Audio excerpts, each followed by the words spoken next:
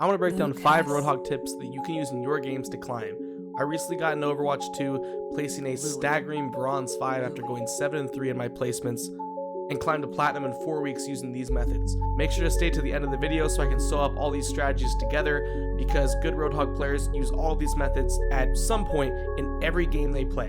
So let me know in the comments if these tips helped you climb, and make sure to like and subscribe if you enjoyed the video. Left click basic attacks are used for all of your close range combat. At point blank, it simply does more damage as it spreads shrapnel from his weapon at point blank, allowing all or most of the attacks to hit. Right click basic attacks are used for all of your long range combat. These attacks fire a focused piece of shrapnel that spreads out similar to the left click after traveling some distance. To maximize damage on Roadhog's right click, you want your target to be just far enough that the attack will hit them as soon as the focus shot spreads to the same width as the left click attack. Even when attacking shields, this advice still applies. Left click for shields close by and right click for shields that are at range. Here's a fight where I was using a lot of left clicks up close, trying to deal damage to Ryan, break Ryan's shield, and then after that fight, getting a couple kills, sneaking some backline right click attacks in on the Zenyatta, who was way out of range for any left click attacks. Tanks create space. Everyone says this, everyone knows this, but how exactly can you do that on a tank that doesn't have any form of shield? The answer is to face tank with his heal. When pushing a payload and taking a corner, heal as you charge into enemy fire to maximize damage mitigation. Although you may not get the full use of his heal, you avoid wasting it during potential anti or having it cancel due to being stunned or displaced. You may also get deleted before getting to use your heal. So heal walking into damage causes the damage to be reduced during animation and mitigating the largest portion of damage while costing enemies their cooldowns and creating windows to hit hooks under far less pressure. So as a basic example, I'm just playing the push mode and the opposing tank is contesting the bot, not letting us progress. So I use my heal offensively to run forward around the corner to create some space, get the tank to back off, and give my team the confidence to step up and continue the fight in open space, also allowing the bot to get a little bit of push before it recontests. More often than not, I use my ult to fully break shields, followed by focusing the enemy tank. Roadhog's ultimate has the ability to remove the enemy tank from the game, but most importantly, temporarily eliminates your opponent's ability to mitigate damage. They will continue to fight without a tank and will be under constant uncontested fire from both of your DPSs. Think about it. What effect does it have on your team when you, as a tank, dies? They lose the ability to contest or push the payload. They lose the ability to play objectively. They are easily susceptible to getting picked by snipers like Widow and Hanzo since there isn't a tank to look past. You lose a health pool that can be worth that of your entire team. So as often as I make an enemy tank less of a factor and diff them at the cost of an ultimate, I will. For example, on this clip, Ryan had just missed his charge, and I knew that I was going to be able to ult his shield down from 100 to 0, as well as having environment in the area to knock him back against. This was able to help us get the next checkpoint, as well as get a nice pick so that we could progress towards the following checkpoint as soon as we got an increase in time. As good as it feels to hit a nasty hook on a DPS that's positioned on a catwalk, about to dip around a corner, or at the top or bottom of a ramp, try not to make it a habit to prioritize these types of hooks. Hooks often snag on these environments and leave you waiting another 8 seconds before you can be seen as a threat to the enemy team.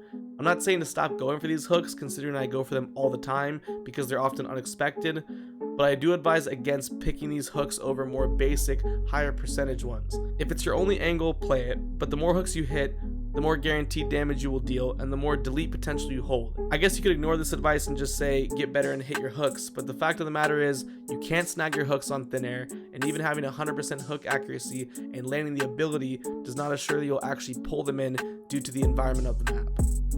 For example, here's a clip where I jumped off of the payload and did hit a hook on the ledge, but the animation was a little bit off and I ended up missing my combo, followed by a clip where I thought I hit a nice hook, but it just ended up being a snag. I'm not sure how many people know this, but you can cancel Roadhog's reload animation. If you reload your weapon right up until you see your ammo count change from 0 to 5, you can proceed to throw out your hook to catch an enemy, and you'll be able to follow up with 5 new basic attacks. The reload animation itself cancels, but it still goes through, and will allow for less awkward downtime after a streak of attacks. I won't say that this tip is something that you'll use very often, but some of the most clutch game-winning fights can be won by using this method. Overall, you'll hook more often if you adopt this into your playstyle. Many times players have their hook up during the entire reload duration. So knowing this tip, you can look forward to hook opportunities during your reload, and if the opportunity presents itself, you take it.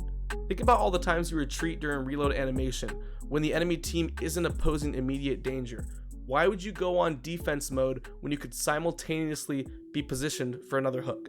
Here's a clip where I get juggled a little bit and think that I'm the focus of everyone's attention, but after a big heal, everyone kind of turns their focus away from me, and I'm able to reload with ease and look for my hook during my reload, cancel the animation, and hit a nice hook. So applying this to your games, you'll maximize damage by understanding situational combat. If you right click when you should left click and vice versa, you'll bottleneck your output by deleting enemies with hook combinations, but hardly putting up numbers with general attacks in transition from fight to fight.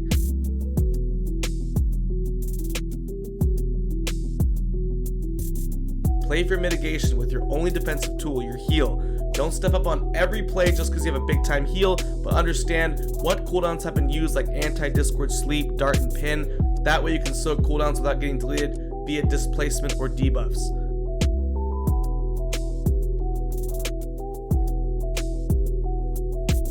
Use your ult to keep the opposing tank from doing what I just said. They may get mitigation stats when you break their shield, but once that shield is broken and they are dead, all that downtime spent in spawn is time spent mitigating absolutely nothing. You do so much damage with your ultimate's window, even after taking time to break their shield.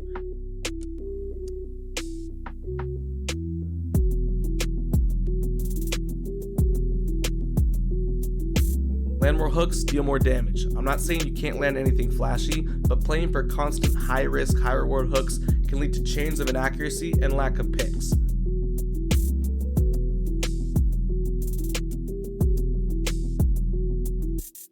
Cancel reloads by hooking when reloading during occasions when you don't feel the need to retreat. You can use downtime to set up the next play. Time spent reloading is not wasted time.